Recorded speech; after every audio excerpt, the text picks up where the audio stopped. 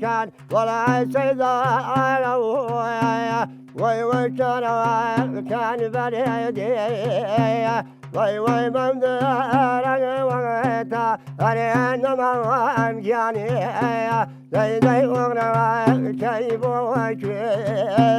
زي بالا أو ببريزي أريكا كواجاني وي كدبا وباريكي بقواسا ريا واسمان أنا ما أمجاني بقوا كبتا وتاريكي گوندی نەوەڕا گوندێکی بەناوبانگ و ناسراوی شاری سنەیە. ناوبانگیەکەی دەگەڕێتەوە بۆ پێگەی بابا مەردۆخ کە مەزارەکەی لە ناو ئاواییەکەدا پارێزراوە. ئەم گوندە 18 کیلومتر لە شاری سنەوە دوورە. گوندێکی زیندوو و پڕدانیشتوانە. 873 خێزان لێرە دەژین و ژمارەی دانیشتوانی دەگاتە 2270 کەس. لەبارەی ناوی ئاواییەکەوە دەڵێن نەوەڕا مانای نۆڕێگا یان ناوەڕاستی ڕێگا یان ڕێگەی نوێ دەگەیەنێت. هەڵکەوتەی جوگرافی گوندەکە بە جۆرێکە سەر ڕێگەی هاتوچۆی نێوان ژاوەرۆس نەبووە. بەواتایەکی تر نەوەڕا دەواازەی هاتوچۆی سنە و بەشێک لە ناوچەکانی دەوروبەری بووە. مێژووی دروستبوونی نزیکەی 5 سەدەیە. ئەو گوندەی ئێستا هەیە 500 ساڵە دروستکراوە و نووسراوەتەوە. پێشتریش بەهۆی بوونی ڕووبەری زەوی کشت و کاڵی و سەرچاوەی ئاوەوە ژیانی تێدا کراوە و شوێنەوار و گۆڕستانەکان گەواهی ئەو مێژوون. ئەم ئاواییە مێژووی هەڵەگەڕێتەوە بۆ 400 تا 500 ساڵ بە بەڵگە ئەتانین بژین 473 ساڵ لێرا مردم ژیانیان بەسەر برگە. پێشتر نەوەڕە لە شۆنێکی خوارتر لە ئیستا 10 کیلومتری خوارتر لە ئێرا کە ئیستاش ئەو باخ و باخسانە پێژن نەوەڕە کۆن. جا لێرە بە بەڵگە ئێمەتانین بژین کە لە خاکی نەوەڕە زیارەتانێک هەست کە مربوطە بە دەورەی قبل ئیسلامیش یعنی لێرا مردم ژیانیان بەسەر برگە. وەجه تەسمیەی نەوەڕە لە کەلیمەی نۆڕێگا یا ناوڕێگانەوە هاتووە چۆن ئێرە مەشهور بووە بە زمانی بە دەواازەی ژاوەرۆ خەڵکی جاوەرۆ لە منتەخە عبوریان کردووە و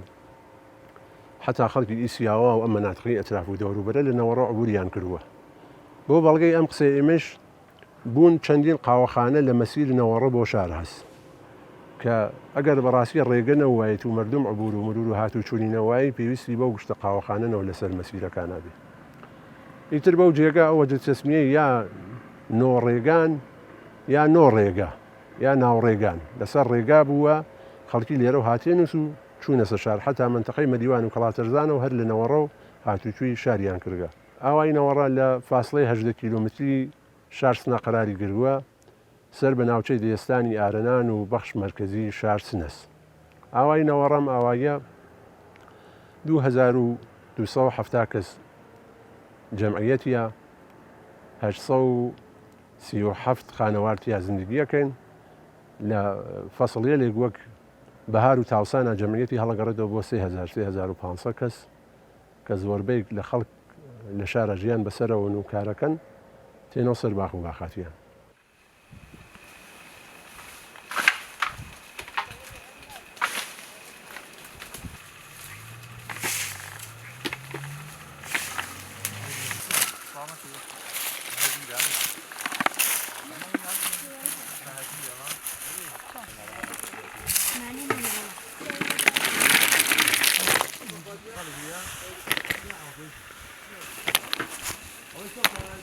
دانیشتوانی ئەم گوندە کشت و کاڵ و باخداری و ئاژەڵداری بەشێکی سەرەکیە لە ژیانی ڕۆژانەیاندا. ڕووبەری زەوی گونجاو و کەش و هەوایەکی لەباری هەیە. لە ناو باخداریدا داری گوێز بە شێوەیەکی بەرچاو دەبینرێت. لە سەرەتاکانی پاییزداین. گوندنشینانی ئێرە خەریکی کۆکردنەوەی بەرهەمی دارگوێزەکانن. شەنیێرەکان بە دارێکی درێژەوە بە قەدی گوێزەکانەوە وەستاون و گوێزەکان دەخەنە خوارەوە. ئەندامانی خێزانیش لە خوارەوە گوێزەکان کۆ دەکەنەوە. زۆرێک لە دارگوێزەکان تەمەنێکی زۆر و باڵایەکی بەرزیان هەیە و ڕووبەرێکی فراوانیان بە دەوری خۆیاندا داگیر کردووە. بەڵام گەرمای هاوین و سەرمای وەرزەکانی تر قەد و گەڵاکانی ماندوو کردووە و توانای بەرهەمهێنانی گوێزێکی باشیان نییە. بەشێکیان کاکڵەکەیان ڕەش هەڵگەڕاون و یەکێک لە باخەوانەکانیش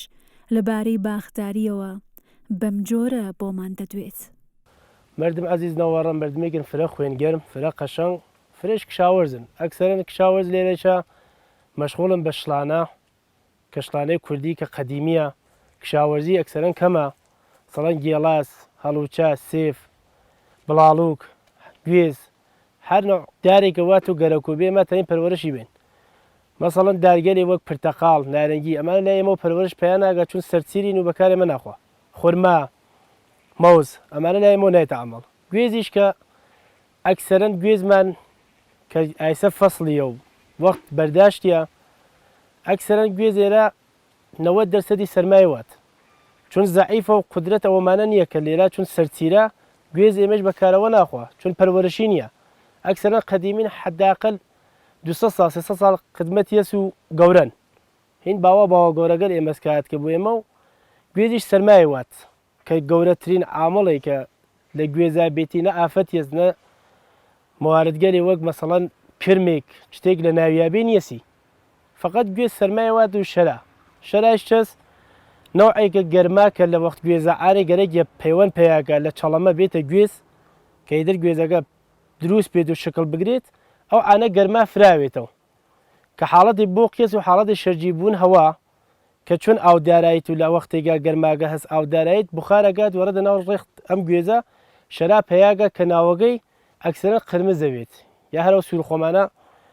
کە مەسەڵەن ئالەم گوێزە تواشاگەی پۆسەکەی گرینجە ئەو پۆست گرینجە دلیل ئەوەسە کە ئەم گوێزە تەغزیە نییە تەغزیەی کەمە ڕیشەی کەمە ئاوی فرە خواردگە و شەرایش گردگیە چون بۆ قیکردگە ئایسا گەرمیشە بیشکێنیت تواشاگە هەر یەکسەرە خۆی ڕەشە تۆکی وەلی ئەم گوێزە سالمە ئەم گوێزە هەم ناوی چەرمگە هەم زەریفە هەم ڕیشەی سالمە و هەم تەغزیەشی دروسە و تەنها عامڵێکیشە گوێز پەروەرش بات و گوێز قەوی کات و کەپتانی لێ بەهرە بووەی ئاهەنە ئاهەنیش چۆن مەسەڵەن بڕادەی ئاهەن کە لە تراشکاریە هەست یا مێخێکە تۆ بیکوتێ دەقەو لە قێگا کە ئاهەنی پێگەی لەو ئاهەنە تەغزیەکە چون عامڵ ئەسڵی گوێز ئاهەنە نە کودی کێز نە شتێک مەسەڵەن سەمپاشیکی کردێت ئەویش فقط بەخاتر ئەوە ناوەکەی کە شەراگەیالی لە وەخت خۆیان بتانی بیکەیت شەراگە لە بێنەوات گوێز بهترین منبع دەرامەدە چون هیچ کونە وە کاراوەتنی زەحمەتێکی نییە دێردێریش ئاوی بێوشک ناوێت چون هەمیشە لە گەرمسیرە بە عەمەڵتێت و ئاو کەمیش خوات مشکلێکی نییە. گوندنشینان ژیانیان هەمەڕەنگ و سادە و سروشتیە هەرچەندە پێداویستیەکانی ژیان ئاسانکاری زۆریان بۆ کراوە بەڵام هێشتا ڕەسەنایەتی و گەڕانەوە بۆ هێزی بازوو لە ناو ژنانی ئاواییدا برەوی هەیە و دەستا و دەست پیشە ملیەکانی ڕابردوو بە بەهرە و توانای پیشەگەرێکدا نەوە بەنەوە دەگوازنەوە.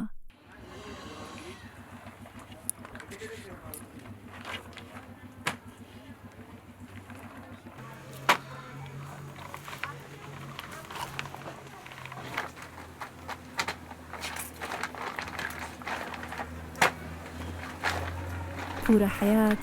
خاکی زەرد و سووری لە تەنیشت ئاواییەکە کۆ کردوتەوە و لەگەڵ مووی بزندا تێکەڵی کردووە و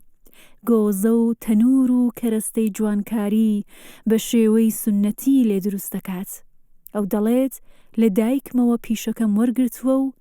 بە پێی خواستی کڕیار کەرەستەکانم دروست دەکەم. ئەم پیشەیە لە ناو ژنانی ئاواییدا زیاتر باوی هەیە و وەک پیشەیەکی ژنانە دەرکەوتووە و بڵاو بۆتەوە. ئەمە ئاچین نالە و کێفە خۆڵە سوورە تێرین و لە دەشتێترەوە خۆڵە زەردە تێرین و تەقینین بە ملیەکە و ئەی خوسێنین و 3 ڕۆژ لە خوسا بێت و دوای 3 ڕۆژە دوایڕین ئێخێنەم و لەو دوا 3 ڕۆژتر بەمەوە بێدایانین و لەو دواتیێنی دایانین وردە وردە درۆستیەکەینە هەوار حاڵە و درۆستەکەین مەچرەویلە درۆستەکەین تیکلە درۆستەکەین نیمە سەوڵە درۆستەکەین نیمە سەوڵە گۆزەڵی وەوی درۆستەکەین و هەروە هەرکە هەرچێکی بێ درۆستەکەین گەرەک بێ درۆستەکەین بووی خۆم ئەلاقەم پێبەست وەلێ دایکێکم تەرون و شتای درۆسە کرد و ئیتر چاوەمڕین لەدەست دایکم و هەروە وردە وردە فێر ئەمە 2 ساڵە خەریکەم هەوەڕمە و تەرونێکی درۆسەکەم و هەوەڕنەرمان بووە وەڵێ فۆتیان کردیە و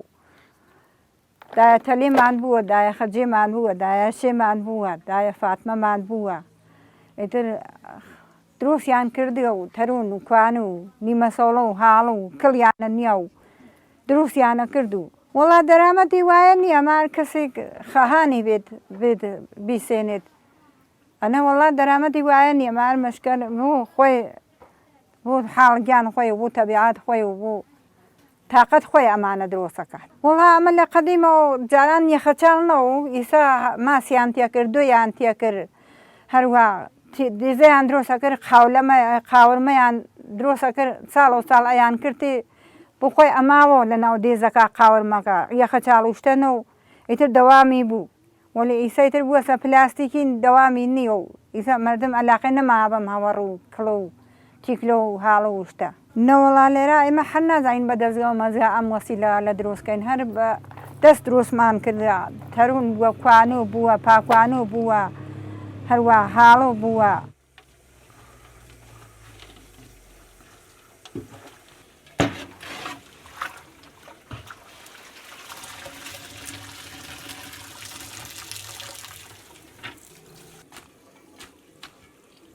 یەدۆڵا یەکێکە لە پیشەگەرەکانی ئاوایی لە ڕێگەی دەستگایەکی سونەتیەوە ئاوی گژوگیا بە سوودەکانی کوردستان دەگرێت و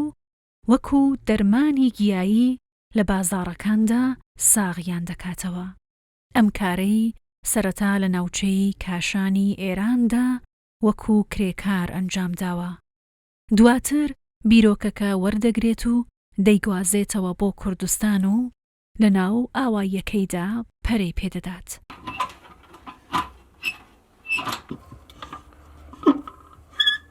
ئێمە کە لە ئەوڵە و ئەم ئاواییە شاید بێژم هەزاران نوعگیال دارویی هاتیە هەم بە تۆرە وەکارەتنی دەمنۆش هەم عراقیاتی لێکە واکەتێ بە سوورەت عراقیات ئیسفادە لەکریە من خۆشکێکم هەست فەریدە خانم چەند ساڵە هەرم کاریا کرد وەلیکانێ لە ماڵاوە خۆی بە سوورەتەوەی کە بێژم بۆ ماڵ خۆیان بە ناز مەسرف خانەوادەگی خۆیان ئەم کاریا کرد شتی عالی دەرە هاور ئیترێ منیش گەورە بووم و چوومەوە منتەقا هەر لەو تەریقە و عەلاقەم بەم کارە پەیا کردە ئیسا وتم کە مەحسوڵاتێکمانە لێرە بەناو گوڵ بیمشک تەک مەحسوڵاتێکە لە ئاوایی نەوەڕا لە هیچ کوێنە ئێرانە بەنازێرە ئەو مەحسوڵاتە کەیفیەتی نییە و هەز شاید بێژم لە قەزبێنە هەز لە ئورومیا هەز وەلیکانێ جواویداسە و مەحسوڵاتێکە واکەتێ هەم لە کاشانە هەم لە هەر کوێنێکە ئیسفادەی لێکریاوە هین ناوەڕا کوردستان بەناوبانگ بووە.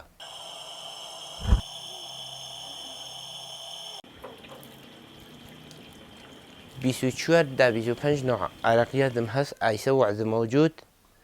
كخوم شايد بيجم هس هر عيسى هس وعز موجود بلي قش محصولات كان هنا وين ورز هلتانا لدز مردم يسينم هلتانا خم جماوريكم عراقي اللي جواك دي ليرة توليديكم أول بمشكا بعد يقول محمدية نعناس عاوشنا کاسنیە کیالەکە نەستەرانە هەروە بتو بێژم عەرەقبیدا ئەکسەر عەرەقیاتەکان واکەتێ کە وەعدە مەوجود ئایسە وتم 24 نوع من ناو برندەکانمان هەست دەبانینەکانەوە 24 نوع عەرەقیاتمان هەست کە من ئایسە هەرا لەم ئاوای خۆمانە مەحسوڵەکانی لە ئاوای خۆمانە بەرداشت دەکەم من ئەوڵ کەسێکە شروعی کرد بە ماوایە بەیانم کرد بوو خۆشکی خۆم بوو دووە من ئەو بە سوورەت خانەگی دیکە لە خانەگی کە ئەو کاریا کرد دووەمەن من خۆم علاقەم پێ پەیدا کرد ئەم دیکە کاشانیە لە من خۆم بوو من خۆم هاوڕمە سەیرە ئیسا دوسێ نەفرێکمان کارەکات کە بە سوورەتم عندە کارەکات شاید بێژم داکە دێ 50 ماڵی 100 ماڵی چینی بێ کولە ئارەقیاتیان بێ ئارەقیات ئەوان بە دیکەل خانەگی دیکەلێکە واگە تێ ئەسێنن بۆ گوڵاوگیری بۆ خۆیان ماڵی خۆیان بۆ سوورەتە کارەکەن وەلێکانێ ئەگەر دایکە دێت جیەکە بزانم ئەم دیکەلە ئەم دیکە کاشانیەلە چۆن ئەم کەمانچەیە هەست بە بخوار تەقدیرەوەی خراو نییە کەفیەت یا لەبانەوە جنسی چیمەندەوار بێت کەفیەت یا ڕێتەبان و لە جەن ناڵێ هیچ نوعی ئۆتالۆنیچ بە وجود نایرێت ئەگەر زەرێر و زیانێکی بێ بۆ ئینسان نەمژ نەفتێ من چەنای چەند ساڵە بەفرد گوتم لە 82 کە ئەم شێکاشانەکەم نەمژ نەفتێ بێژن ئاغا نوعی ئۆتالۆنی هەست کە بەعیسەوێت مەوادێکی شیمیایی لێ تەولید بێ نەیبووە سابقینەوە نێکی بووە نەوەڕا وەکو ڕووگەیەکی زانستی و مەڵبەندێکی گرنگی ئاینی سیرکراوە و زانایان و عەوداڵانی ڕێگەی زانست سەردانی مامۆستا مەردۆخیان کردووە و لەوێ ماونەتەوە و ئاڵوگۆڕی هزری و ئاینی لە نێوانیاندا ڕووی داوە. ئێستاش بووە بەناوچەیەکی گرنگی گەشتیاری و گەشتی زانستی بۆ سەرنزرگەکەی ئەنجام دەدرێت. ئایەتوڵا لە دۆران خۆیان یەکێ لە نەوابغی واقعان دەهر بووە ئیسەیج هێشتا مردن بەباشی شاید خەڵکە کوردستان بەباشی ئەم پیاگە ناناسن. من لە دۆرانی عەسر مەشروتیە کە ئایەتوڵا بێسڵا لە تەک عولەماوەعیان و سیاسەمەدار و ڕۆژالە سیاسیە تارانە ارتباطی بووە لە عەسر مەشروتە ئایەتوڵا بە عنوانی یەکێ لە نەوابغ بە عنوانی یەکێ لە ئاساتید یا بە عنوانی سەردەمداری مەشروتەخواهی لە باخشا کەسێکە بە دەستوری شێخ فەزڵڵا نووری بێسڵا بەیانیە مەشروتە خوێنێتەوە ئەکسەکانی مۆجودە ئەسنادی هەست بە قەڵەمە خودە حەزەتە ئایەتوڵا ئەم شتە زەبت بووە ناو کتێب تارە کورد و کوردستانە لە تواو مەسایلی سیاسیە کە لە بین کشوەرەکانە حتا یا لە بین ئەو تایفەکانە یا لە بین ئوستانەکانە پێشاتە ئایەتوڵا هەمیشە قسەی نافز بووە قسەیان ژنەفتە و ئەگەر چووە بێسا کارێکی ئەنجامدا کەسێک بانتر لە قسەیەوە قسەیەکی نەکرێ و هەمیشە سڵح و عەداڵەتی ڕعایەت کردگە جنگێلێکە وا پێشاتێ لە بین تایفەکانە لەو تایفە لە بێسڵا لەو زەمانە تایفەکان لەسەر زەویزار لەسەر ئەو ئەمانە لەسەر مەسایلێ بێسڵا مڵکی مشکلاتێکیان وە ئەم کارە قەزاوەت ئەو قەزاوەتێلیچی ئەنجامداگە و لە گشتێکی مهمتر مدەتێ فرا ئەو قافی کوردستان حەزەتە ئایەتوڵا ئیدارەی کردە و ئەم مەسەلە نیشانە کە دەسێ بانی بووە لە عەداڵەتە لە قەزاوەتە لە نووسینە لە فەلسەفە لە فەقاهەتە و واقعان ئەدیبێک بە تەواومەعنا بووە و لە گشتی مهمتر ئایەتوڵا بنیامی تەبیعەت دۆست بووە ئەمە نوکتەی مهمێک کە بێسا هەرم قەلعەکە ئیسا ئێمە هەین لە ناویە یەکێ لە خۆش ئاو هەواترین نوقتا لە ئەتراف شار سنەست شاید لە قەڵای هەسەناوەش خۆش ئاو هەواتر بێ هەتا لە شعرەکانی چە ئیشارەی پێکا لە دیوانە شارەکەیە ئیشارە کات گشتی مەزامینەکەی بیشتر بەرگرفتەوە ئیلهام گرفتە لە مەسایلی تەبیعی و دەوروبەر و تەبیعەتە.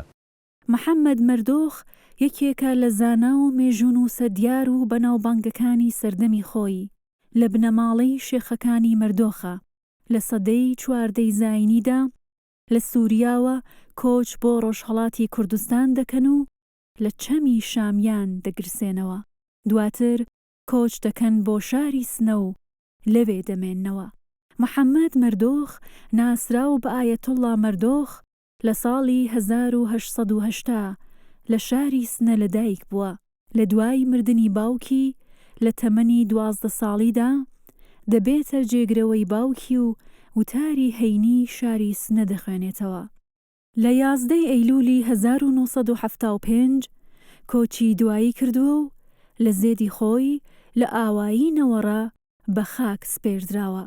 ئایەتوڵا مەردۆخ یەکێ لە نەوادەگەر خانەوادەی گەورەی مەردۆخە کە لە ئەسڵا ئەم خانەوادە خەڵکێ کوردستانی سووریە بوون لە کوردستانی سووریە و کۆچەکەن تێنە چەم شامیان ئەم چەم شامیانە کاکەفێتە بین کەڵاتەرزان و مەریوان لەم چەما چوون ئەوان لە شاماتەوە هاتێن هەر مەشهورە ئاسان وەچێت تەسمیە ئەوەیە کە ئێژن پێچەم شامیان ئەم مەسەلەسە بعدەن یەکێ لە ئاعلاجەدیان بێسا کە بابا مەردۆخە بوون و 110 ساڵ عمرەکات بعد لە ئاوایی دەگا شێخانە لەسەر ئەمر یەکێ لە ئەمیریە لە وەخت بەناو ئەمیر جایاشا کچێک دزاوەریە بێسا ئزواجەکات لە سنە لە دوای 12 ساڵ لە ئزواجەکەی ئەگوزەرێ بعد ئەو وەختە لە شەوێ زەفافە ئێستا ئەو ئزدواجە سوورەتەگرێت بعدەست 12 ساڵ لە ئێرتبات لەو شەوا کوڕێک متەوەلد دەوێت تەنیا کوڕێکەوێت کە ناویانن گوشایش بابا مەردۆخە و بابا مەردۆخە لە ئاوایی دەگا شێخانە بووە ئەوەسەن هۆڕامیەکانە دەگان یانێ ئاوایی شێخی ژیانێ سەید ئاغا گەورە ئیتر ئاوایی دەگا شێخان جێگەی ئەوان بۆ مرید و مەنسوبەکانی چیان کولن لەیانە بووە ڕیشەیان حقیقەت و گەرەکە واقعیەتە مەسە کەسێکی گەرەکە کە چەند دەورە مەردۆخناسی کاری کردوێت ولی ئیسە من بە بەزاعەتێ بێسا ئاشنایی خۆم لەسەری باسەکەم ئایا توڵا مەردۆخ کوڕ ئیمام جومعە بێسڵا ئیمام جومعەی سنە بووە کوڕ عەبدولمومنی سێوم بووە لەو خانەوادا کە ڕیشەی ئەسلی خانەوادەی مەردۆخیەکان لە ئەتراف و ئەسنافێ تواو کوردستاناتە تبق شەجەرەنامەیەکە کە هەستیان لە حاڵحازرا خانەوادەی مەردۆخ 700 ساڵ لە شار سنە و قەڵای هەسەناوە من بەردار و ئیمام جومعە و واعز بوون ئەکسەریەت لەم خانەوادا هەم خەتیب بوون هەم خەتیب نوێژ جومعەی کوردەواری بوون و هەم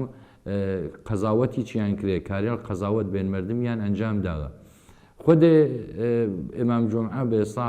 عەبدولمومنی سێوم باوک حەزەتی ئایەتوڵا ئیمام جومعەی مزگەتی دارولئیحسان بووە ناوبراو نزیکەی 6 بەرهەمی چاپکراوی لە بوارە جیاوازەکاندا هەیە.